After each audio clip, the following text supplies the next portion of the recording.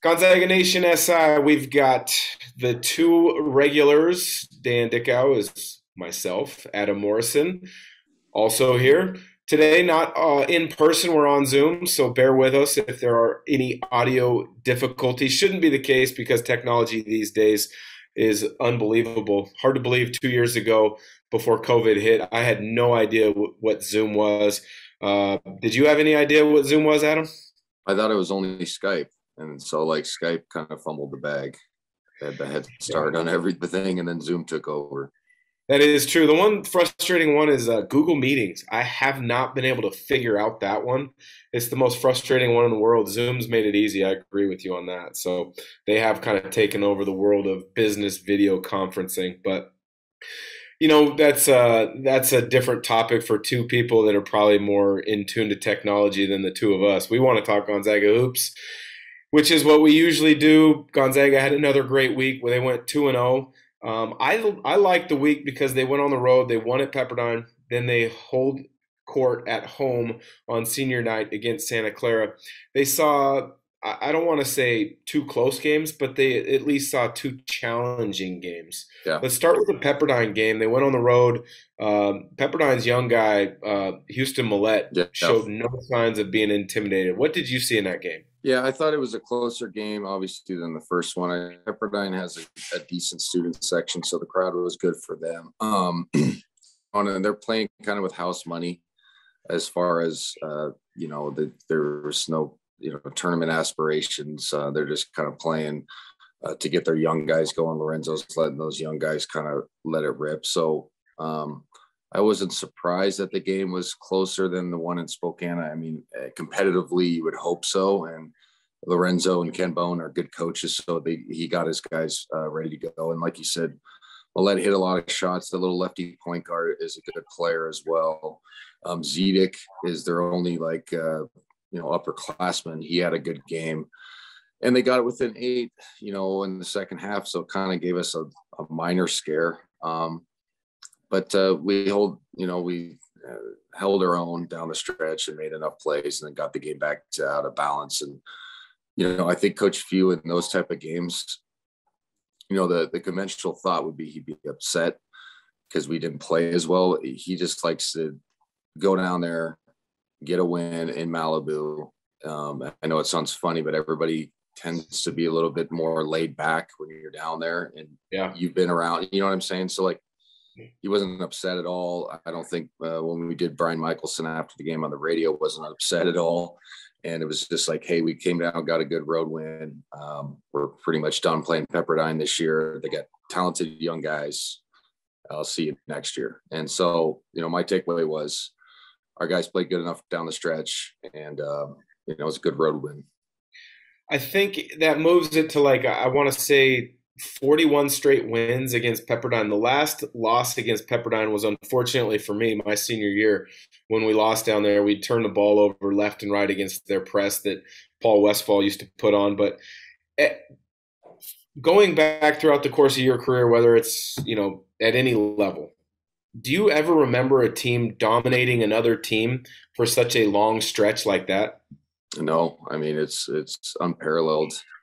Some of the win streaks that we have against some of these programs. I mean, it even the ones in Spokane, and you always think it's because of the Kennel and the McCarthy Center, which that has something to do with it. But sometimes the winning streaks start in 95, 98. You know what I mean? You're just like, wow. I mean, obviously that was the Kennel time, but it wasn't there was good teams, but it wasn't the dominating teams that we have now where it's, 30-point spreads and stuff like that. So, some of these teams you kind of feel bad for, and not in a pity way, but it's just, you think you would dumb your way into one win somehow, or, there'd be a game where a guy, your best player for Gonzaga, he goes 5 for 20 and then you have 28 turnovers, and that still hasn't happened. It's been some tough sledding for some of these programs.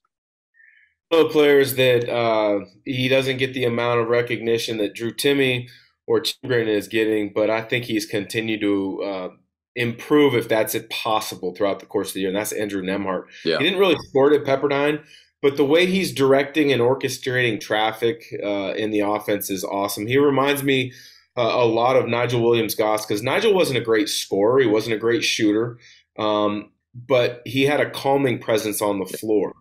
What's your comparison between those two? Are they similar to you? Are they different? Well, speaking of Andrew, I mean, I think his line was 14 assists, 0 turnovers in that Pepperdine game. And the record was 16, I believe, for Gonzaga. So he was close. He had a couple opportunities late in that game to break it. There was a lob to Chet that Chet just missed, but got it back and scored it. So that meant I had 15. Then who knows right after that. I think he's quicker than Nigel was. I think Nigel was a more powerful player, kind of a back to the basket point guard, if that makes sense. So I think Andrew is more downhill and in the open court faster.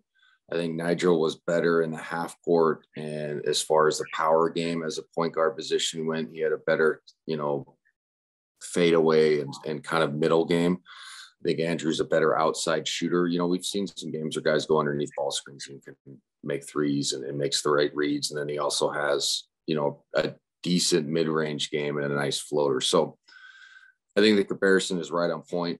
Calming presence, floor general, smart, can play defense, is going to set up guys first, but if you need him to score, can do that as well. So he's had a fantastic season. He's had a fantastic career here. And, I think he has a chance to be an NBA point guard at some point, whether he has to go overseas for a year or play in the G League. But I think he's solid enough and athletic enough to be, hey, why not be your backup point guard or your third point guard? And then, we've seen it a million times. Who knows what can happen after that? I think he has all the right tools to try to make that possible.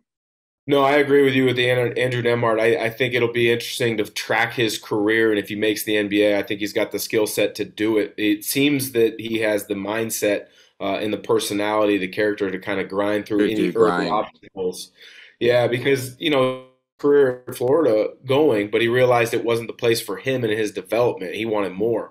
And so it's worked out really well at Gonzaga. One of the things, though, when you look at the league is the older teams are typically playing really good basketball. We've touched on USF a number of times, but Santa Clara was the opponent on Saturday. You were out of town. You weren't calling the Santa Clara game. I watched it on TV. I know we didn't watch it as closely as the other games we have throughout the course of the year. But what I see in those guys is a talented veteran bunch that just doesn't quit. Are you seeing something the same when you've caught glimpses of Santa Clara right now, a team that's improving? Yeah, no, they've had a good run. I think they're an NIT type of team, that's not a bad thing. I mean, that's a program that prides himself in having success in basketball and trying to get back to that. So you have to make steps. I think Betty Yaku, having him back really helps for their inside presence, doesn't put as much, difficulty on Vrankage. And then that Lewis kid on the perimeter is very good as well.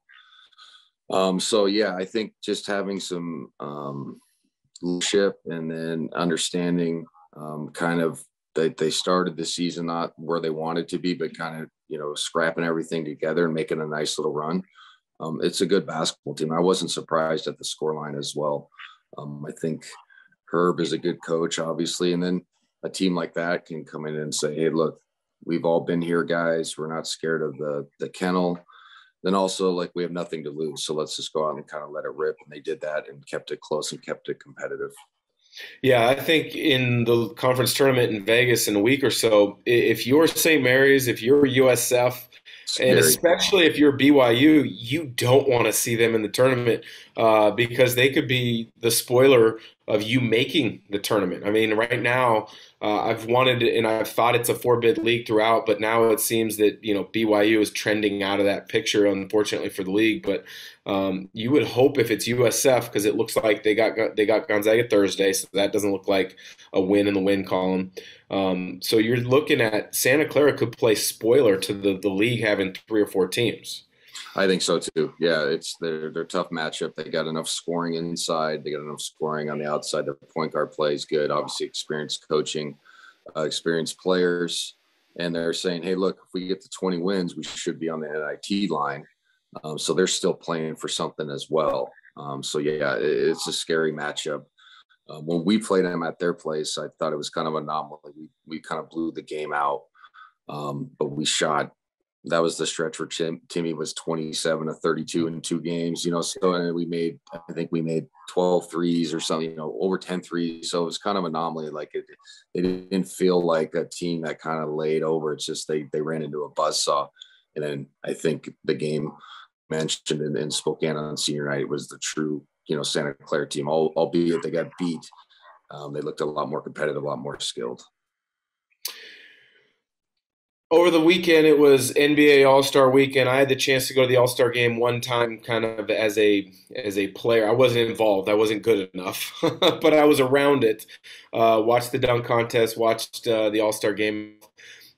This weekend's All-Star game was in Cleveland, and one of Gonzaga's own, one of Spokane, was a part of the festivities. John Stockton was named one of the top 75 players all time. Both of us know John well. I think it's an amazing accomplishment, and it's so cool to see a friend of ours and a Gonzaga alum recognized in such a way. I'm not putting this out there for you to tell me who your favorite or best player of all time was. I will say Michael Jordan's the greatest of all time. I don't think he can be touched. But is there one player in that top 75 that you were like, man, that is awesome. I wish I could have gotten to know him or know his game more? I guess the hardest part with that list, and I know I'm kind of going a little bit off what you asked, is like, where does like a Jokic and a Giannis and like a Luka Doncic stand? Because I think that they're, right in that wheelhouse of being, considered or will be that type of player. So yeah, there's not really one, I guess, but I'm also like, okay, what's the top 100 team going to look like? You know what I'm saying? Because and players are so much better now as far as nutrition, all that stuff. The numbers are inflated too. Like, where does like a Devin Booker go? Does like a Russell Westbrook? You know what I mean? So when I'm thinking of that list, which is fantastic, it's just, I was old enough to remember the NBA 50 list. You know what I'm saying? And that was kind of cool. So I'm more curious of like who makes that in 25 years. Obviously, I know it sounds funny, but like all these great players now, it's like, okay, so how are you going to figure that list out? Because the numbers are so inflated. But it's a pretty cool honor for John, and obviously well deserving.